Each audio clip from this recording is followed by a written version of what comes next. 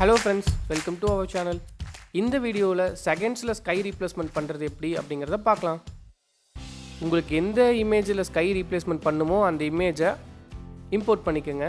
Import பண்ண அந்த இமேஜை லேயர் பேனலில் போயிட்டு டூப்ளிகேட் பண்ணிக்கோங்க.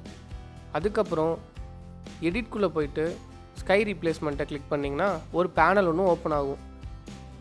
அது ஓப்பன் ஆகும்போது உங்களோட ஸ்கையை அதுவே டிடெக்ட் பண்ணிக்கும். இந்த பேனல்லே செக் பண்ணிங்கன்னா வெரைட்டி ஆஃப் ஸ்கைஸ் இருக்கும். உங்களுக்கு எந்த ஸ்கை வேணுமோ அதை சூஸ் பண்ணிட்டு ஓகே கொடுத்தீங்கன்னா அந்த ஸ்கை உங்களோட இமேஜுக்கு இப்படி வந்துடும்.